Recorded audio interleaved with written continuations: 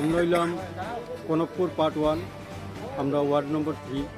এটা হইল আমরা আজকের দাবি যে এই রাস্তাটা আমরা দেখলাম না, এটা হইল বিরাট বড় একটা ডিগলি দুর্গানগর বেতেপুর। নদী ভাঙন স্থায়ীভাবে রোধ করার দাবি। বাঁশের গড় দিয়ে নদী ভাঙন রোধের কাছে তীব্র আপত্তি স্থানীয় জনগণের। দীর্ঘ কয়েক বছর ধরেই জয়পুর বালাধন সহ বহু গ্রামের কয়েক হাজার জনগণ সহ যান চলাচলের একমাত্র প্রধান সড়ক এটি।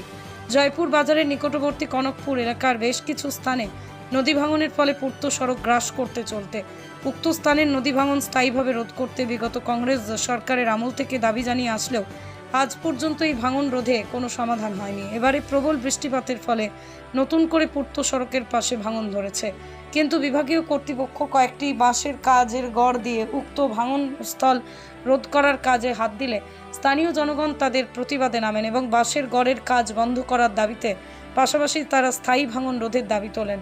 তাদের দাবি নদী ভাঙন স্থায়ীভাবে রোধ করলে তাদের রাস্তা নির্মাণে জমি ছাড়তে কোনো ধরনের আপত্তি থাকবে না। সোমবার সাংবাদিকদের সম্মুখে ওই কথাগুলি বলেন দেবগুপ্ত, অমিয় আচার্য, সঞ্জীব দাস, বরুণ ব্যক্তি, মায়না দাস, মিলন দাস সহ অন্যান্যরা। হিফজুর রহমান বড়ভূঁইয়ার রিপোর্ট, বিএম নিউজ 24। আমরা হইলাম কনকপুর পার্ট 1, আমরা ওয়ার্ড নম্বর 3। এটা হইল আমরা আজকের দাবি যে এই রাস্তাটা আমরা দেখলাম না, এটা হইল বিরাট বড় একটা ডিগলি দুর্গানগর বেতেপুঞ্জি কলমপুঞ্জি ডিসকা দুর্গানগর, এগুলা সব এই রাস্তার দিকে আসা যাওয়া করে। কিন্তু আমরা আগামী এক যুগ থেকে এই দাবিটা উঠে আইছি যে আমরা বাপ দাদা সবে এই দাবিটা উঠাইছে যে আমরা একটা সলিউশন পাথরের বান্ডেল লেগে হইল আমরা যে এই যে চিরি নদীর ভাঙ্গনে প্রত্যেক বছর আমরা ভাঙ্গে আর প্রত্যেক বছর রাস্তার লেগে আমরা ঠেলাইয়া নিয়ে যাই। এই যে আজকে দেখুন ঘর বাড়ি নাই, থাকার জায়গা নাই আমরা।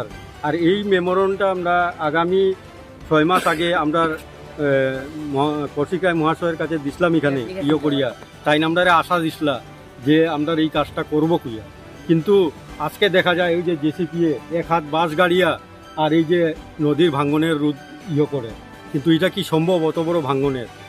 আমরা এটাই দাবি জনসাধারণের আর সকল জনসাধারণের এই এলাকার সবের এটাই দাবি যে যত জলদি হয় মানে এই নদীর ভাঙ্গনের রোধ করার কাম শুরু করা হয়। তারপরে এই যত সময় এইটার ভাঙ্গনের পার্মানেন্ট সলিউশন যদি হয় না, আমরা এই দিকে রাস্তা দিতাম না, জায়গা দিতাম না।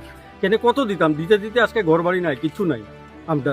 আচ্ছা, ডিডিসি না কি এটা কইতে পারা কন্ট্রাক্টরে কাজ করতেছে যে তারা তো চাইতেছে যে আজকে এই যে 2-3টা বাস গাড়িয়া করিয়া টিন দিয়া বেড়া দিয়া তারার বিলটা পাস করিয়ে দিত গিয়ে। কিন্তু পরে রাস্তাটা হওয়ার পরে তারা গেলে গিয়ে পরে আমরা এই সেই আপদের মুখে পড়তে লাগবে। এখন মূল দাবি হইল যে এটা একটা পার্মানেন্ট সলিউশন। আমরা যে কোনো ভাবে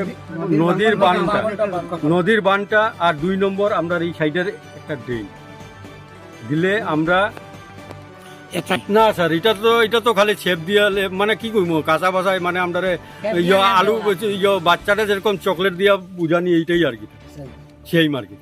ওই যে চিন্তা করেন এই যে ভদ্রলোক থেকে এই